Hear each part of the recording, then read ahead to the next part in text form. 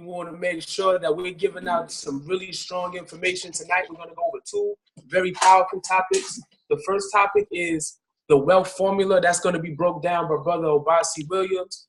And following that, I'll be speaking about a very powerful age-old concept, which is pay yourself first.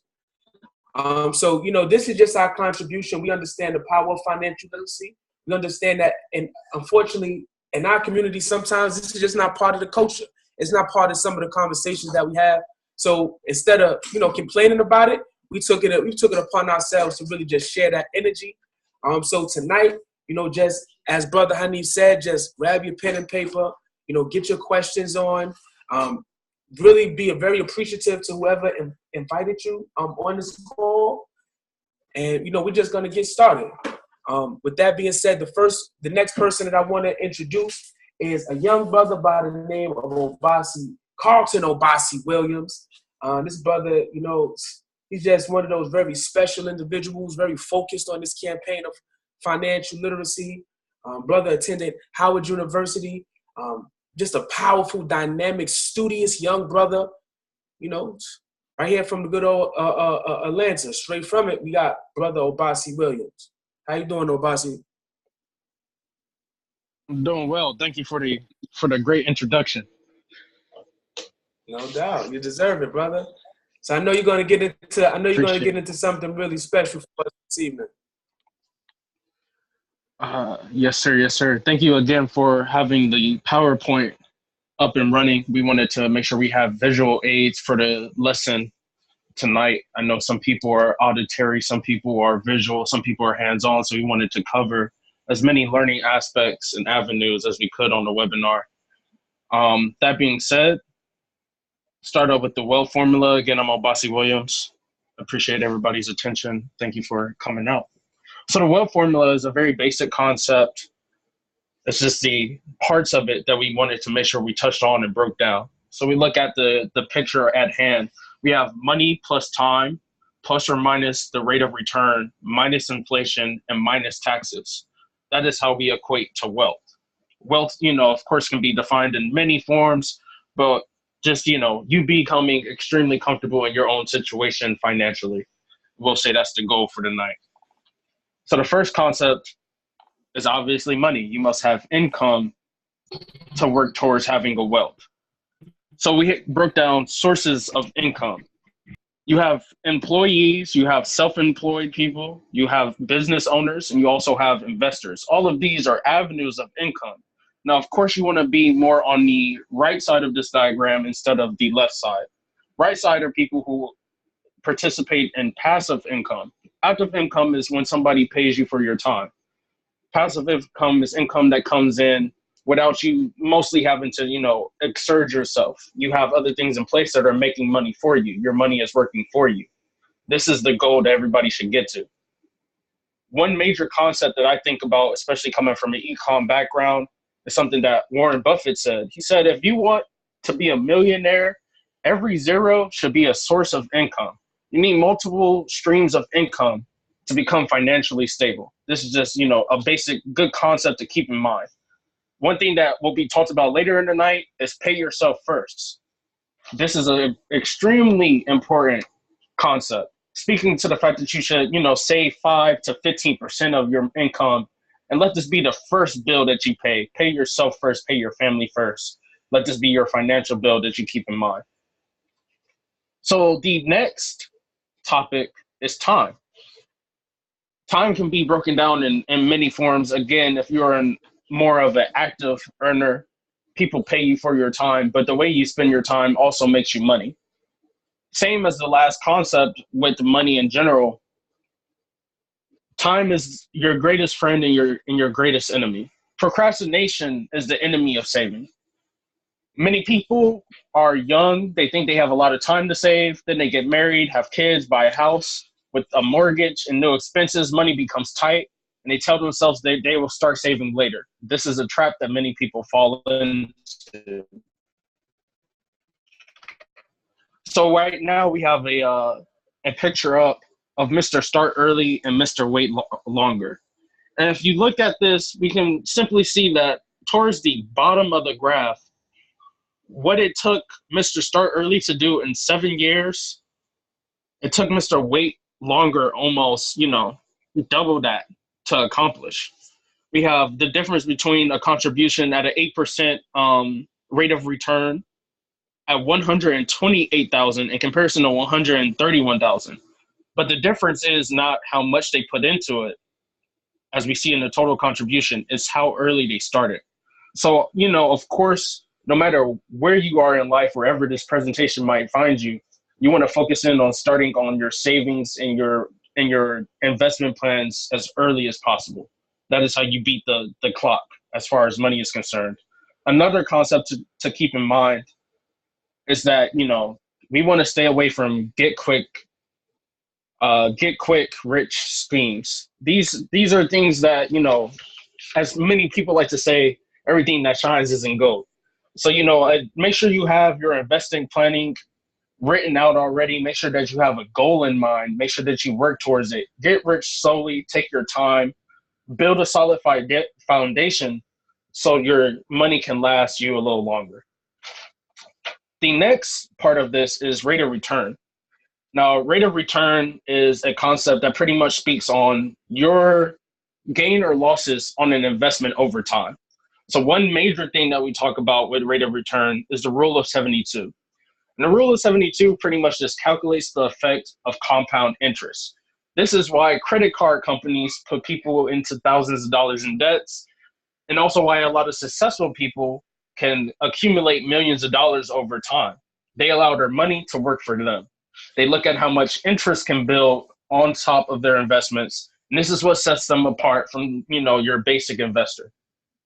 So make sure you keep in mind the rule of 72 and compound interest. These are very special economic tools that can really change anything you become a part of, especially when it deals with investments. The next part is inflation. Inflation is the enemy of your money. So here in America, we have inflation that rises every year. Right now, I think we're at a 3.4 inflation rate. It should be going down in a couple of months, but this is something that we're trying to beat the clock on. If we look at the picture that's up right now, the one to the right is a little exaggerated, but it just speaks on how much your money really buys. This is called purchasing power. Your purchase power goes down every year. The dollar is worth less and less in comparison to gold, and in comparison to the euro, in comparison to other stocks every year. This happens because America overprints money and, just tries to flush out the system. Over to the left, we have medium household income growth. This is very important to understand that for, the last few decades, we have been making the same amount of money annually throughout America, mostly, especially in the Southeast region where we haven't had a technological boom or new industries pop up. And your average income is the same as it was 20, 30, 40 years ago. And yet we look at the cost of products and it has skyrocketed and rather doubled, tripled, or quadrupled in the last 10 to 20 years. So inflation is definitely something you want to keep in the back of your mind. Understand that whenever you're investing in any type of product, if you do not take in account the rate of inflation, your accounts will not be able to grow, because you have to beat inflation before you have to beat yourself. If your inflation rates come out to zero, that's not doing as well. You need to at least match or double the rate of inflation to make sure your investments can truly hit their true potential. The last part of this is taxes.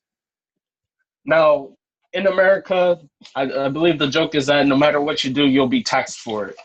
We had a little quote in our blue book, something that I hope everybody can definitely get their hands on. Will be given out in personal meetings.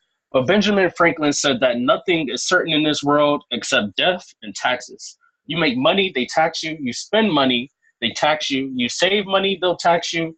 And when you die, they'll still tax you. This is a sad truth. But here in WFG, one thing we talk about is the tax now, tax later, and tax advantage plans. So we look at the picture here. We have, where do you put your money? Tax now, checking, savings. These are things that are taxed because of your income tax. You made the money. Uncle Sam has already taken this piece. You put it into this account. Most likely, these accounts are not, as protected, we'll say, as some other ones. Tax later, meaning that you put into this, and instead of paying on the seed, you pay on the harvest. We wait until the account gets into its accumulation phase. It goes through the accumulation phase, and once this account is paid out, Uncle Sam comes and takes his percentage, whether that looks like 10% or it looks like 50%, depending on what type of account you're a part of. Then we have tax advantage. This is something most people are not, are not knowledgeable about. But tax advantage allows you to pull out your money 100% tax free. These are accounts like Roth IRAs, college savings, health savings accounts, and especially one thing that I'm very particular about, life insurance, cash value life insurance, a way to invest into yourself, invest into your retirement, invest into anything that you might be thinking about and still get that money tax free. Definitely something you want to pay attention to. So at the end of the day, we wrap this all up into the wealth formula. Now, the wealth formula is beautiful because it gives you a basic guide on how to plan out your future, on how to build wealth, making sure your assets and your liabilities are where they're supposed to be. So again, I'm coming from the Blue Book, and it gives us 5 points. You want to spend less and save more. Invest your money long enough that it will allow interest to compound and for wealth to potentially build. Keep in mind the rate of return. That's extremely important, especially when it comes to inflation, which plays a factor in income, purchase power, retirement, investments, whatever you can think of. Also understand that your money must earn a rate of return higher than inflation, a key point in anything you must do. And make sure you look for investment vehicles that have tax advantages. These can be life-saving accounts that you can open for penny on a dollar and get beautiful payouts without having to pay Uncle Sam your entire life's earning. So thank you. That's been my presentation on the wealth formula.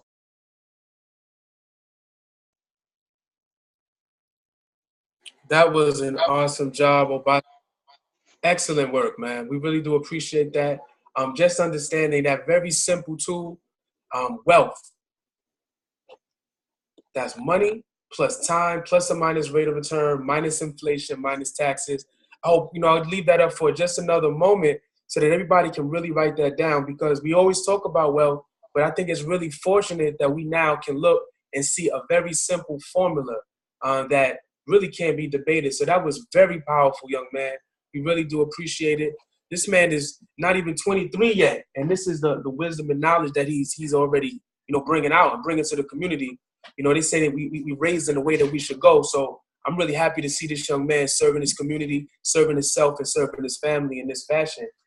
The next thing we're going to break down is something that's called age-old concept, which we call pay yourself first.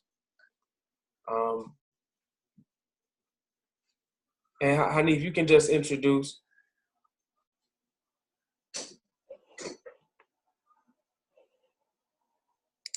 Absolutely. Great job, Obasi. You really did a really phenomenal job, clear and concise. Definitely really, really, really good, man. So the next person I definitely want to bring up, gentlemen, I got a great deal of respect for. Actually, he's the very first person that, showed me, a way on how not only I could save my money, but also how I could grow my money and able to help others. And this formula that he is about to break down was actually very monumental to my family because this is something that not only are we implementing, but it's really, we see a major difference in it. Checking in from Atlanta, Georgia, Muhammad Cannon, welcome, man. Take it over, sir.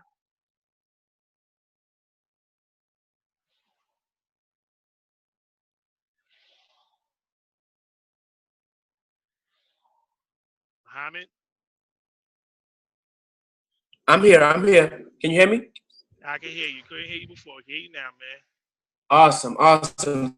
Thank you for buying me that time so we could get the screen changed over. Our energy is very simple. We teach so that we can learn.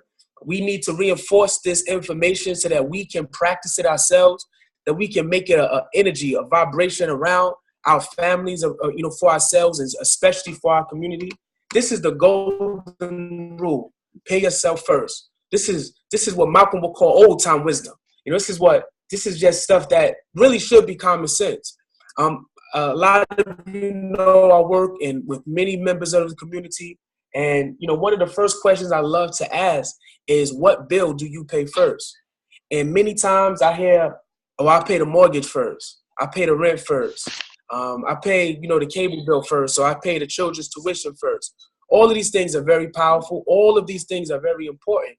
But when do you save? Typically we don't save first. We save what's left. And what I've learned and what I'm still learning, that is really a poor person's mentality. That's not a world-class mentality. A world-class mentality says whatever increase you have, whether it's a gift, whether it's your earned wages, whether it's interest, you take a portion for charity and a portion for yourself.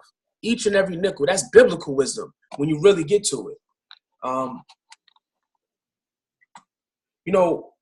One of my very favorite poets said, "It's not what you cop, it's about what you keep."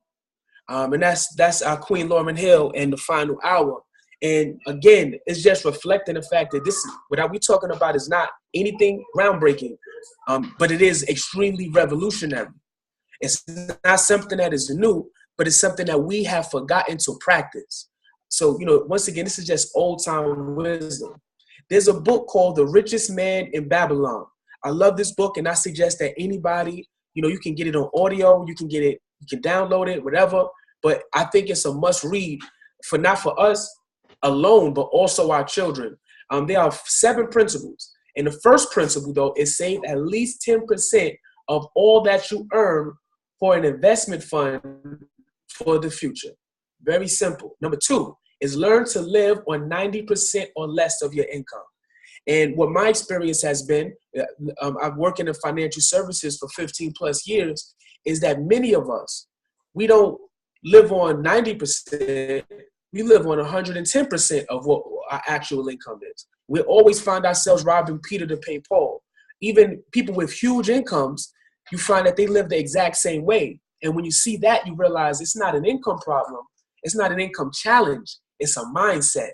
So hopefully these kinds of conversations will inspire you. And definitely I'm hoping to inspire and encourage myself that we can begin to transform this mindset so that we can be the richest man and women in this new Babylon. Number 3 says, invest your accumulated capital into projects that will provide safe, steady income, taking full advantage of compounding of the interest received.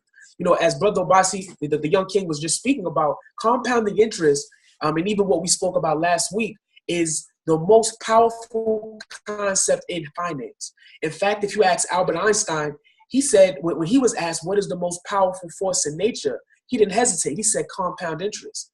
He didn't say it was light. He didn't break down the theory of relativity. He simply said compound interest is the most powerful force known to man. And he who understands it earns it. And he who does not understand it pays it.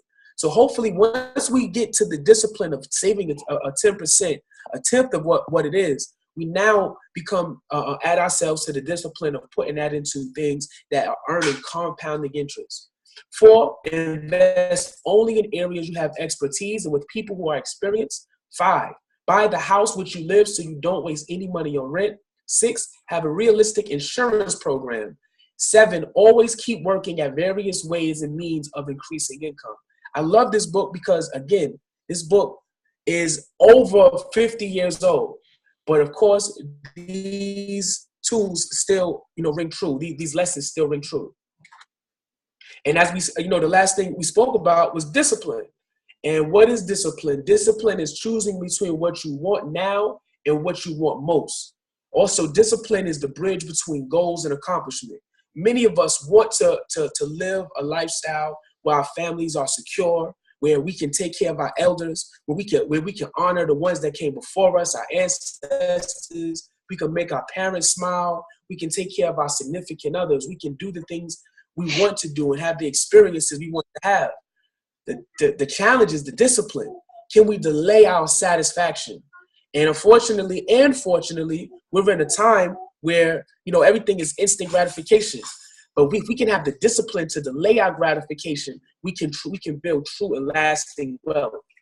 And when we think about just the discipline to save 10%, we know that there's a lot tougher things to do. There's people doing things that are a lot harder to display and increase their discipline. So if we know what our goal is and we understand what our end of the rainbow looks like, hopefully we can increase our level of discipline. Very simple. You know, one of the most famous wealth documenters of wealth building, Napoleon Hill, says, if you do not conquer self, you will be conquered by self. So again, you know, we talk about money. Sometimes people assume that it's something that's very superficial. But what I've come to realize as I begin to study money more and more is it's an energy. And it has everything to do with who you are, how much you attract. So we have to continue to vibrate at a higher level and do higher level things so that we can achieve the lifestyle and create the energy and experiences that we want to. And the last thing I want to speak about as you look at this beautiful young child is sacrifice. What are we willing to sacrifice to make sure that our children live in a way that we never imagined? You know, many times, you know, of course, people know that one of my favorite investments is insurance investing. It is the most tried and true kind of new investment, contemporary investment. And if you think about insurance investing alone and think about what it does, it allows you to build money, but also leave a powerful legacy to your children. See, imagine if a portion of that 10% that you're saving, you're purchasing a powerful insurance program that you can ensure that your children have an inheritance. What's more powerful than that? Can we sacrifice a couple of movies a month, a couple of moments of going out to eat, a couple of, a little bit less enjoyment to make sure that the children that we brought forth, that we say we would do anything for, that many of us will be willing to live and die for, can we also sacrifice just a little bit on a regular basis to make sure that they have an inheritance so that when we transition, not only are they left with our lessons, but they're left with $1 million so that they can move forward and see our dreams come true. And they can fight. We give them something to fight with. You know, so I think about all the time the people that paved the way and the sacrifices that were made so that we can move through. This is Georgia's own, the Reverend Dr. King. Think about a level of sacrifice that he had to make. Can we make these very small sacrifices in comparison to the sacrifices that were made by the ones that came before? We know we have the potential to do it. By 2015, it's of course almost 2019, but we were already tracking at $1.2 trillion as a community, as far as our earning. So can we just take the time to save money, to grow money, to build money, and to grow wealth? Understanding the wealth formula that Brother Obasi just broke down so eloquently, and then at the same time utilizing, taking that into consideration, but then doing what we know we should do, which is save 10%, and then put that wealth formula to work. So once again, this is the Freedom Team. This is the energy that we want to bring out. These are the conversations that we want to inspire. We hope a level of encouragement was reached. We hope a level of inspiration was reached. Obviously, people have questions, and we would look to provide answers. That's what this financial literacy campaign is all about. So what I would ask for everyone to do is, if you are interested in one of our ebooks that we call Saving Your Future, simply go to the chat feature and just type in your email. Once you type in your email, we will forward that to you. And with that, I will just turn it back over to Mr. Hanif Wynn. Thank you so much.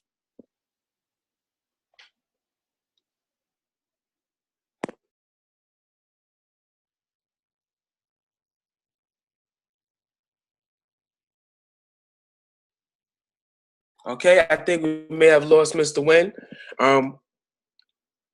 But I just want to thank everybody for coming out. I thank everybody for providing energy. Once again, I would say just click the chat feature. On the chat feature, if you just type in your email, we will send you a book called Saving Your Future that talks about all of these concepts in a very powerful way. Of course, this upcoming Wednesday, we will be right back at it. So, feel free to join us then. Bring friends, invite your family, invite your loved ones to sit down and listen to this. And, let's keep the conversation going.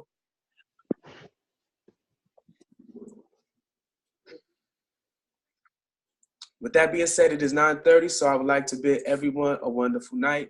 Reach out. The person that invited you will be reaching out to you just to talk to you a little bit more about what it is that we do. So thank you so much, everyone.